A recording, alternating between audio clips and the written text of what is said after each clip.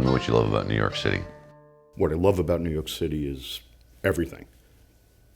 But what I hate right now is the way police are disrespected. And when I was a cop and when I grew up, coming from a family of cops were revered, they were respected, they were the people you called. And what's going on right now in the city is not good. Yeah. So, where did you grow up, by the way? I was raised in Park Slope, Brooklyn. Okay. I moved to Levittown, Long Island, and went up to Orange County, lived in a log cabin for 10 years, and then I came back to Long Island. Tell me what it was like growing up in the city. Well, I moved out of there when I was 7. Okay. But all my cousins lived in the same house, so I was always back and forth to Brooklyn. I installed carpet in Brooklyn. I worked 4 jobs, so I'd get off a late tour, and I'd pick up carpet, and I'd go install it, and then I'd go back to work. I mean, there was times my wife didn't see me for a week at a time. So working 4 jobs. Yeah. So I happen to know you have a very specific tie to law enforcement, the family lineage. Tell me about what drew you into the profession of law enforcement. Okay, so I'm 4th generation law enforcement. My great-grandfather was a constable in Scotland. My grandfather got on the job in 1939, worked in Brooklyn his whole career. He retired in 61 when I was born. My father worked in the elite TPF and street crime unit, ended up retiring from Brooklyn South Homicide. My Uncle Jack was a first-grade detective in the major case unit. My Uncle Jim was the CO of Queens Narcotics. So it was something I was always going to do. Was it expected of you? And my question is, did the family expect you to walk the same path, or was it just something that you knew you had to do? Yeah, no, my father wanted me to go to college, so I went to St. John's University for a year, and then I got called to the police department. So, I never finished my degree, but it was something I always wanted to do. But I was never pushed in that direction. So, in speaking with members of public safety, which we do all the time, and hearing that 4 generations of law enforcement, 3 generations of NYPD, and the interactions that you've had with law enforcement officers throughout your entire career, do you think that call to service is in the genetics?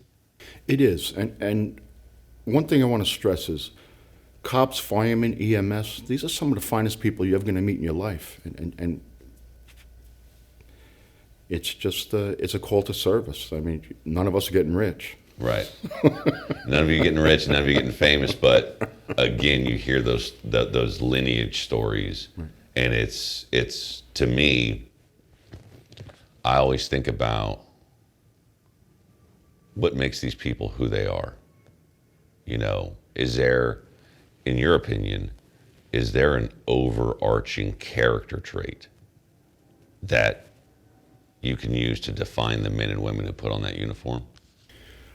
I think it's either in your blood or it's not. I mean, there are people that just take this job for the benefits and the pension, and there are people that really want to go out and be proactive police officers, which I was. Yeah. So if you wouldn't mind, because you've had a pretty illustrious career, tell me where you started and tell me and walk us through the timeline of when you retired. Okay, so I started out in Coney Island,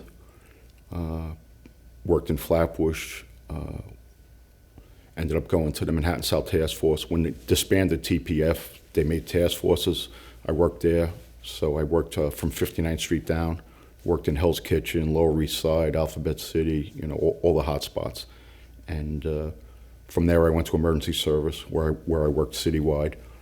And after that I ended up going to narcotics, worked in crime scene unit, and then after 5 knee surgeries I was forced to retire.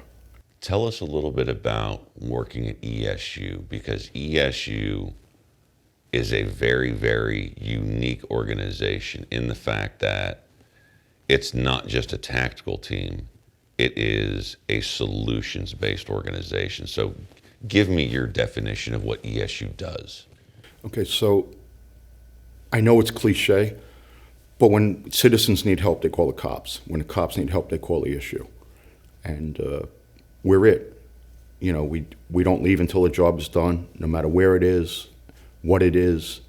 And, you know, we're basically a SWAT rescue team. So we do everything from pull people out that got run over by subway cars, pull people off bridges and buildings. And then we do all the room entries, the hostage jobs, and the barricaded perps, and all of that stuff.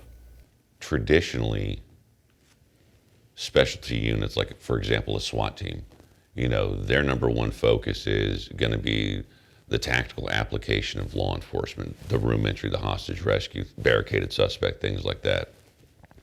But ESU is responsible for so much more. Walk me through what it was like going through the training of ESU. My training in ESU was not that long. It was basically on the job learning. Okay. Now guys are 8 months in a specialized training school down at Floyd Bennett Field. So, you know, they learn structural rescue, all kinds of rescue techniques. And of course you have to be able to shoot. If you can't shoot, you're gone. Right. So. And I have to assume it's a lot of ongoing training because, as we've talked about before, you know, law enforcement is evolutionary, continually evolving to, you know, the threats that they're facing. So, I mean, how often are you guys going back in and training up on different skill sets? Well, we shoot often, and then we have refresher courses twice a year. So as the technology improves, we get trained on that. So, and we used to have a good budget. So we have all the latest technology, all the latest gear. So throughout your career, ESU, narcotics, what was the best part of your job? ESU, definitely. Why? Just like helping people, and I love helping other cops. You know, when someone's screaming over the radio, we need ESU, and you go in there and you're going to do the job, and you're going to rescue these guys. Tell me about the relationship of the team. We're tight, man. I worked in 7 Truck, which covered Flatbush, East New York, all in Brooklyn. That's where I turned out of. Crown Heights, Bed-Stuy. And we were busy. When we were having 2,500 homicides a year in the city, all you heard was gunshots everywhere. And between 7 Truck, which covered Brooklyn, and 2 Truck, which covered Washington Heights, we were fighting it out of who was going to have the most homicides. We were both about 100. That was it, man. When someone needed us, we were there. And I was always the guy that was out on patrol. You know, it was never... You have to understand what a truck is. A truck is a big rescue rig, and then you have smaller trucks, which are called an Atom car or a boy car. I was always in the Atom car. I was always out. I was always in the worst places you could go to because I wanted to be close to the guys that needed me. September 11th, 01. I know you were already off the job. How did that day start for you, and what were you doing? Okay, so I was working for Michael Stapleton Associates as an explosive detection canine handler. I was already retired 6 years. I woke up that morning. I saw the first plane hit. My spidey senses went to 10. I was like, this is not an accident. I jumped in the shower. By the time I got out, the second plane has hit. So, like you know, I had a pretty tumultuous career, and I was injured many times, over 20 times in the line of duty. And my wife is just happy to have me retired. And she said, where are you going? I said, I'm going to work. My people are in there. She's like, you're retired. I'm like, no, I'm not. My people are in there. So I left her crying at the door. And I went in. I had a Dodge 2500 truck with a V10 motor. And I don't even want to tell you how fast I was going to get in there. But it's funny because when I was stopped at the bridge, because they shut the city down, I look over to my right, and who's there? A guy I used to work with who ended up going to the fire department, Pete Gleason. And because I had the dog with me, I was able to get over the bridge. And when I was flying down the FDR Drive, everybody else was walking and fleeing up the north side. Ended up parking my truck by the battery tunnel. I secured my dog. My truck ended up getting towed away. I didn't see it for weeks, but it didn't matter to me. So I got there, I got on a team. I saw a lot of people that I used to know. A good friend of mine who used to work with as a radio corps partner. He's a chief now, Jin Yi. Gave me his helmet. He's like, go to work. I had kind of distanced myself from the job at that point. So I'm there in a pair of work boots, jeans, and an NYPD blue T-shirt, which probably most people don't remember that show now. I had my 5-shot Chief revolver on me, and just went to work. Freelanced. I was there. When I got there, it was pitch black. Man, it's just I'm walking down West Street. There's body parts. There's an airplane engine in the middle of the street. I mean, it was bad. And the thing that still haunts me today is the firemen's alarms, because they were just going on constantly, and we were doing our best to find people. But except for Will Generino and McLaughlin, they were the only 2 people that we pulled out. They were both Port Authority police officers. That night, there was no water. The fire department was, because all the sewer lines, all the water lines were broken. The fire department was pumping water in from the Hudson River. But when we climbed up the steel I-beam, there was fires burning on all sides of us. It was, we were just doing our job. And to this day, sorry guys, to this day, it still haunts me. But, I have a question. yeah. So I'm going to go back a little to where you were on your way in. First plane hits, you tell me your spidey senses go off, and to use a phrase that I've heard you use before, you're going at the city with your hair on fire. Second plane hits. Did you know at that point that it was terrorism? I absolutely knew it was a terrorist attack. And that's why I had to get in there. I had to help my people. Out of the 23 New York City police officers that were killed, 14 were in emergency service, and I worked with almost every one of them.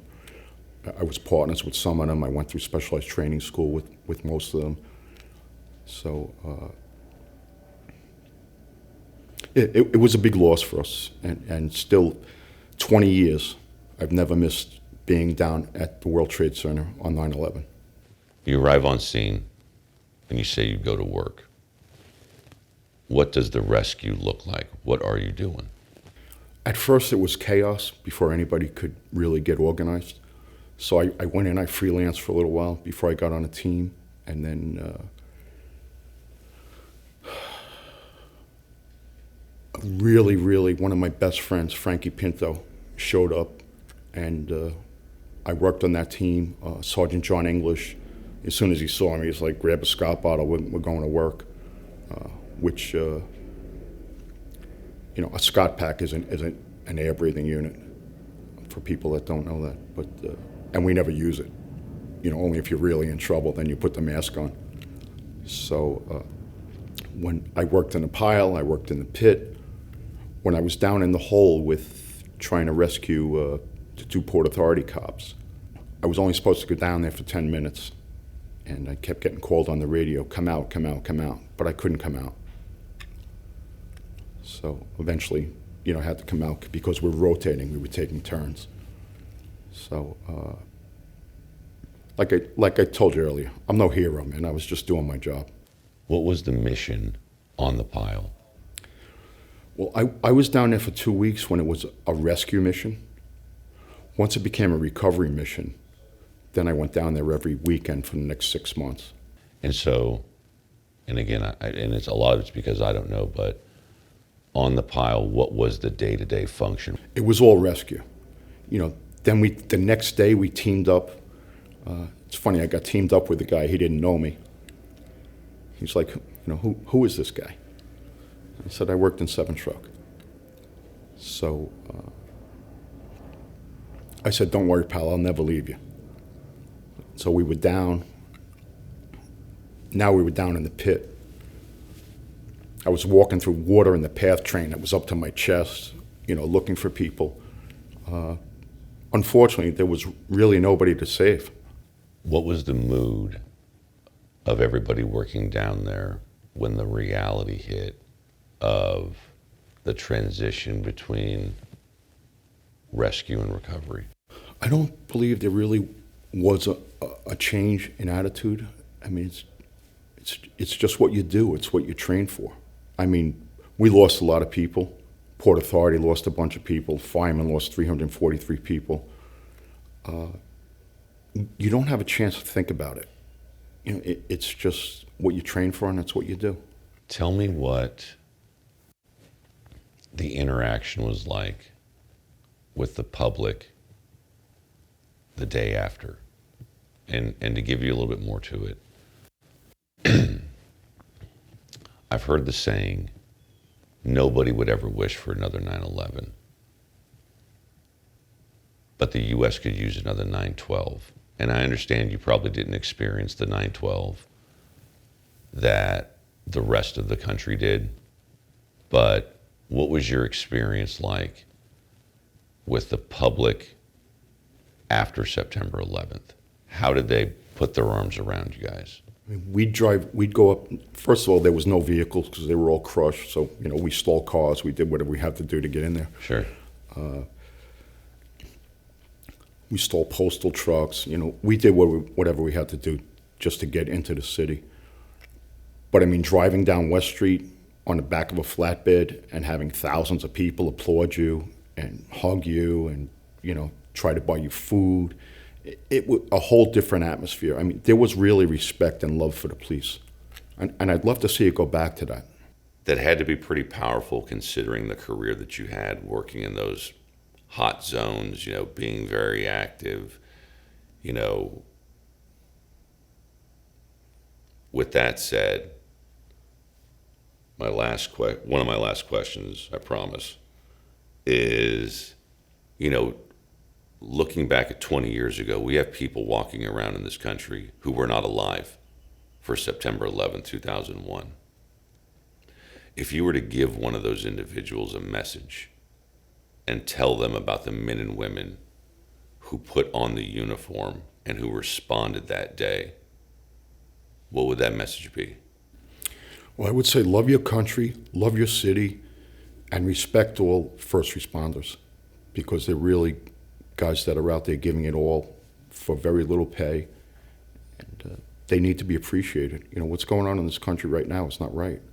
The other thing that I think is worth spending a minute talking about is the long-term effects of those first responders that they're still dealing with today. You know, there are some very, very ugly numbers out there about the folks who spent a lot of time on the pile, a lot of time in the pit. They're dealing with long-term physical effects. Could you kind of speak at a high level on what a lot of these men and women are dealing with? We've lost thousands of people post 9/11 due to 9/11 related injuries and cancers, some suicides. It's an ongoing issue. I mean, people are dying every day. A lot of people are sick that I know.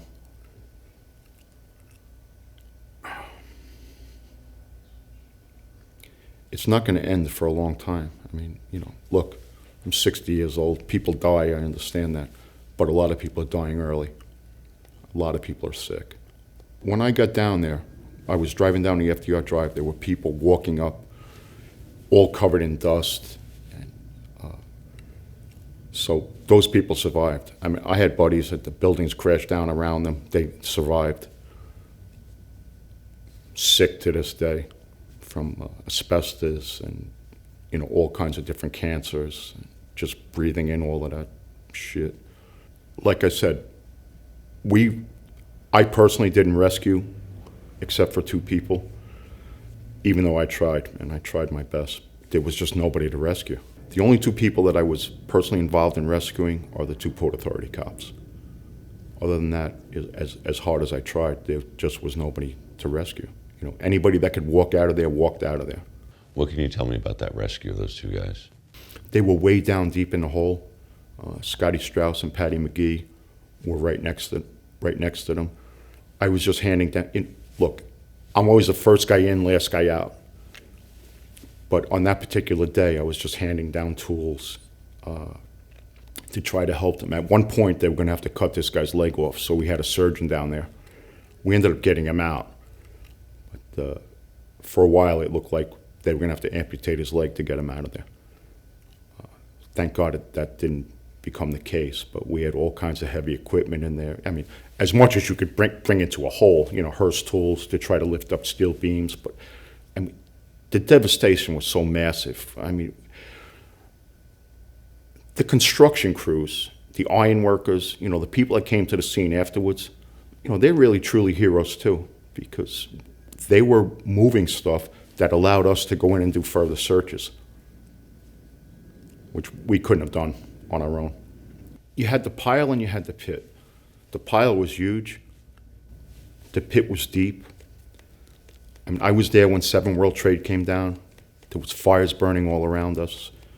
We were underground. 20 years later, it's still emotional for me. So, I've seen a lot of things in my career, but that was just total devastation. A few weeks before that, I had my daughter and her girlfriend at the World Trade Center. We went up to the roof, and then a few weeks later, the place was just devastated. It was gone. Always be ready. You never know what's going to happen. When I was in emergency, we used to have a saying, it's the big one. They'd call like 5 trucks to go to a scene, hostage job or something, and we always used to joke about the big one. Well, this was the big one. Having gone through, and used the term tumultuous career, I call it an illustrious career based on all the medals that I see hanging on that uniform over there. For example, you have a son, 21 years old today, and he comes to you and says, "Dad, I want to be a cop." What are you going to tell him? Absolutely not.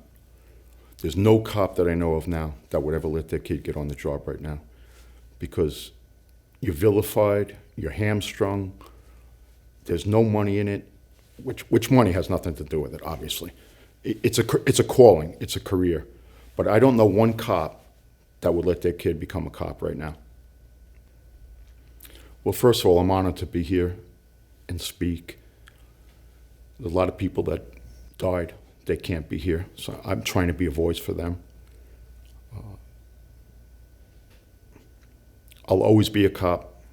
There's a saying, once a cop, always a cop. But I'll say this, once an E-man, always an E-man. So, if anyone calls me at any time for help, I'm there. We at 511 do a lot to support cops, help train them, support, give them gear. I think what we're missing at 511 is all the good work we do. This is not just about making money. I mean, we support police agencies all over the world. We support training. Without the things that we do, cops wouldn't get the training that they need. We support all of that. It's for me, at 511, it's not just about being in business to make money. It's about doing good, which is something I've tried to do my whole life. You talked about morning of leaving your wife crying at the door. You're gone for 2 weeks. What does coming home look like? Well, I left my wife crying at the door because she didn't want me to go in. And I actually slept on the floor of Penn Station that night because there was no trains running. My car got towed away. So when a train eventually came into Penn Station, I got on the train, there was no cell phones back then. Even if there was a cell phone, there was no signal. So I called my wife from a payphone, which they actually had payphones back then. I asked her to pick me up at the train station. She was so pissed off at me. She didn't want to. She didn't even want to come and pick me up. But I had walked through debris and dead bodies, and my boots were half melted off. So when I got off the train, I ended up just taking off my boots and leaving them on the street. before I got in the car because I couldn't bring that carnage into my house. How long did it take her to forgive you? Quite a while. I still think she hasn't forgiven me. But she knows, if there's ever anything going on, I'm there. I go. It doesn't matter if you're retired or not. Like I said, once an E-man, always an E-man. One of the things that I think about when I hear stories like that is it's a quick reminder that the men and women who decide to serve, their families serve right along with them. And, that's something that's rarely talked about. But I mean, not only did you have a hell of a career, your wife was a part of all of that, and your kids were a part of all of that. And I think that's something that's worth thinking about, getting back to the public perception of law enforcement, is these men and women have to go home to families too. They are family individuals, So that said, what message would you give to the loved ones of the men and women who choose law enforcement as a career? What would you tell them when they ask, why are you going back, or why are you going when everyone else is running away? Well, it's absolutely true that your family serves with you, and they're also heroes. I mean, there was times that I was injured, I was hospitalized, never called my wife. She knew, like I said, I was working 4 jobs. So if I didn't come home for a week, I left her home with 3 young kids and 13 puppies. I used to raise golden retrievers. And we lived in a log cabin. I used to drive 80 miles each way to work. But it was secure. I know I left her in a secure environment. But the wives and husbands of all first responders absolutely serve, with their firefighters, EMS, and police officers. And believe me, they're worried about you every day. They just want to hear that door open and hear you come home.